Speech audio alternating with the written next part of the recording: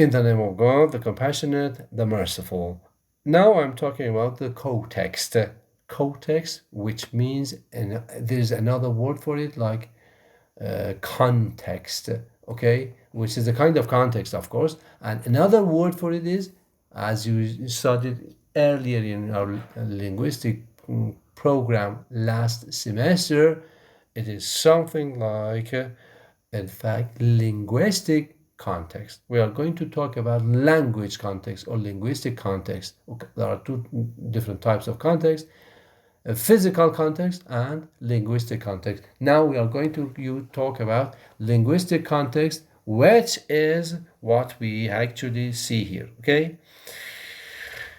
In this part of the book, actually we have these understanding concepts: grammatical cohesion, endophoric and referent, and substitution and ellipsis, and lexical cohesion. We talked about exophoric. Okay, now. So it begins like contextual context. And there is a kind of review at the end of this paragraph, at the end of this page, which says, we saw in Unit A1 that there were three sort of contexts: situational, cultural, and contextual. Situational, referring to the situation. Culture refers to the everybody, and culture, that is called cultural. And the third type is contextual. The words used in a text which refer back here to other parts of the sentence. Okay, so this unit deals with the contextual context, the context of the text itself, known as context. There's one example. If we go back to the hill walking excerpt done in Aaron, okay, we have something like this. DM says, I went with Francesca and David. AF says, and page 8. DM continues to say, Francesca's roommate and Alice's, a friend of Alice's from London. And there were 6 of us. Yeah, we did a lot of hill walking. This is the excerpt on page 3, and repeated again here for your convenience, okay? And finally, AF says, So we can see the personal pronouns us and we, which are part of your context, okay? Refer back to Francesca and David and roommate and friend, who are all mentioned elsewhere in the context, in the text. Mentioned elsewhere in the text, okay? So people assume, okay, the interlocutors, the people in the conversation. Interlocutors means the people in the conversation, okay? Interlocutor means the people in the conversation, the persons in the conversation, actually. The interlocutors assume that everyone in the conversation has enough knowledge of what they have been saying, okay, to be able to infer the us and the we include, okay, to be able to infer who the us and the we include these types of people, okay? Now there are 2 types of cohesion. Page 8 talks about grammatical cohesion and continues up to, I don't know how many pages, 1, 2, 3, 4, and finally part of page the 5th page, okay? It continues up to page 13, which is lexical cohesion. So there are 2 types of cohesion. Number 1, grammatical. Number 1 has got different parts. We are going to talk about these different types of grammatical cohesion. Number 2 is on page 13, which we are going to cover later on. Back to page 13, 12, 11, 10, and finally 9. We are going to refer to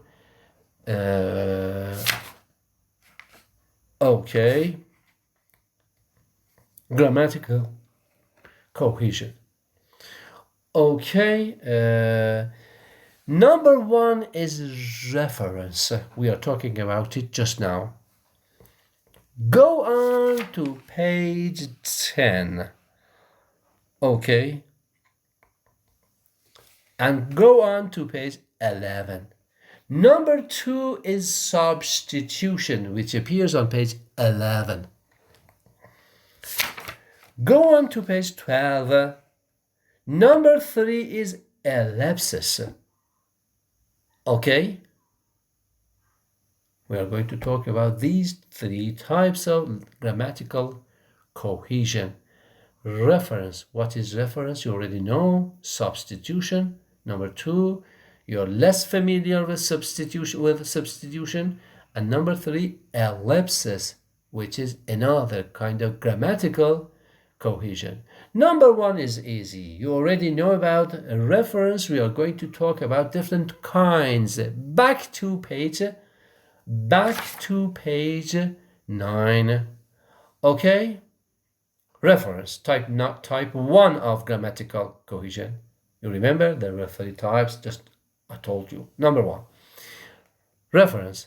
We can look at how the co-text hangs together, or hangs together. A text actually hangs together, as we already last semester we talked about it, which we called it cohesion. From the point of view of reference, which as you will remember from unit A1, now look at this one, line 2.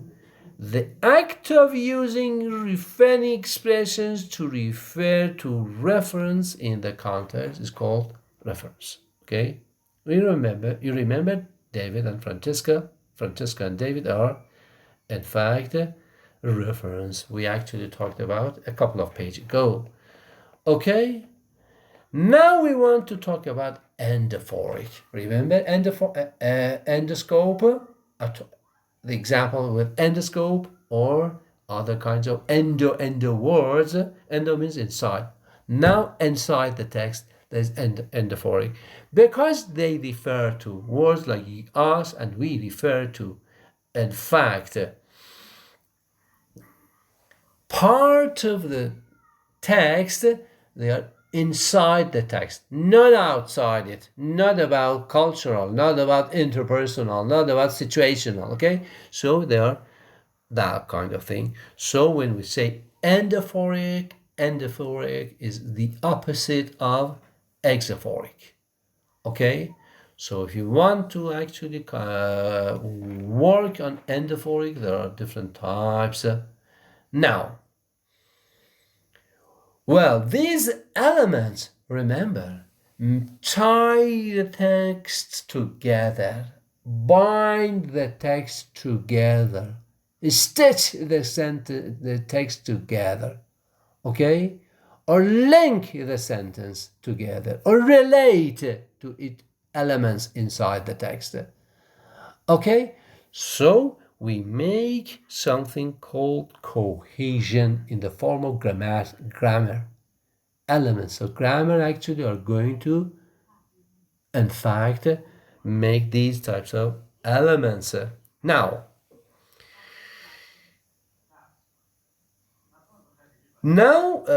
actually you have to go to page 9 and look at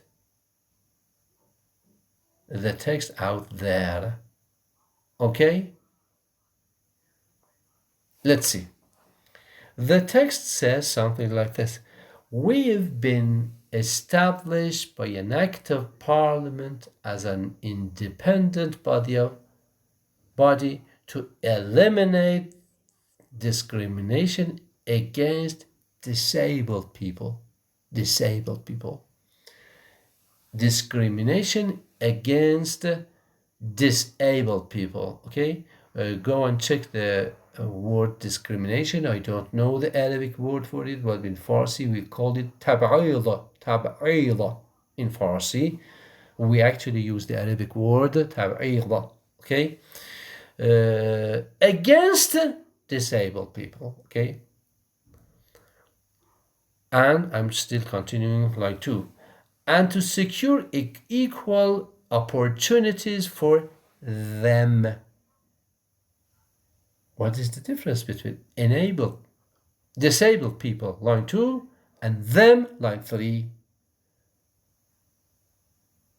There is no difference. You can say disabled people, or in this very text, you can say them. What is the difference? No difference. Well, we say that them refers back to disabled people. Okay? She refers back to, let's say, in another text, refers to Mary. And he refers to John. Okay? Well, so these are references as you actually know it, and this is easy for you. Well, now let us continue. So, discrimination against disabled people. Now let us go to another paragraph below it. Okay? 1, 2, 3, 4, 5, 6, 7 lines to the bottom of the page. You see again the same type of text copied and pasted here. But there are elements which are different. Let us see. Line 1 and 2 are exactly the same in the two paragraphs. Line 1 says, we have been established by an act of parliament, blah, blah, blah, blah. And line 2 says, eliminate discrimination against disabled people. Okay? But there's a difference on line 3. After the word for, we have the word disabled people in this paragraph. And on the one above, we have them. Which one is better? This paragraph or the paragraph above? First of all, they say the same thing. But which one is better? Should we use, for the second instance, should we use them or repeat that word? Disabled people. In the second paragraph, there is no word like them, line 3. Instead, we use the referent, which was disabled people. There's another example. Instead of reference, we use another word. Let us see. Line 3 of the paragraph says, to achieve the aim of eliminating discrimination against disabled people and securing equal opportunities for the disabled people. Repetitions. Simply, when we compare it with the one above, we say we are actually shorter there and more accurate. And the one below, we have got a long text without words like them, without words like this, okay? Which makes the text ugly. So I'm going to, if you have not understood what I say, I actually say what I say now. In the previous paragraph, there is the word them. In the new paragraph, there is something like disabled people. In the old paragraph, line 3, on the paragraph above, line 3 says this, one word, this. Instead of this, line 3, we have about 5, 6, 7, 10, 15 words like this to achieve, from this time on, the aim of eliminating discrimination against disabled people and securing equal opportunities for disabled people. So, all these words must be replaced with one simple word, this. For the third one, I'm repeating, compare this sentence above with this sentence below. Sentence above has got 2 lines. Sentence below has got 3 big lines. Sentence above says to achieve this, done. Sentence below instead says to achieve the aim of eliminating discrimination against disabled people and securing equal opportunities for disabled people. All of this is one word, this. So, what do? Instead of repeating the whole texts, the whole parts of the texts, we use the pronouns. Okay? It makes 2 things for us. Number 1, we are not going to repeat these ugly words. We are not going to repeat these words that we already know. We are not going to repeat these words that we already talked about. We actually use the words like this or that, or them, etc., etc. Okay? So, number 1, we are avoiding repetition. We are avoiding repetition. And at the same time, binding the sentence, the text together. What does it mean? When we look at the first paragraph, we see the word them. Them refers back to one part inside the text. It binds this element to another one element inside the sentence. This is related to that word. They're the same. So when we use them, we are happier than when we use the whole thing like discriminating against disabled people or disabled people. Now, instead of saying this big part below on page 9, we say the aim of eliminating discrimination against disabled people and securing equal opportunities for disabled people, we simply use one word, this. This is what actually reference does. And there are 2 things. It's shorter, not repeated. Number 2, there's one more big element. Now, the shorter sentence looks more coherent, cohesive, related. Okay, this is what actually we have on page 9. Because it's going to be big, I'm going to finish it right now. So, we have elements of reference. On the next paragraph, we are going to talk about 2 types of reference. Again, as I told you in my earlier lecture today, endophoric and exophoric. Thank you very much.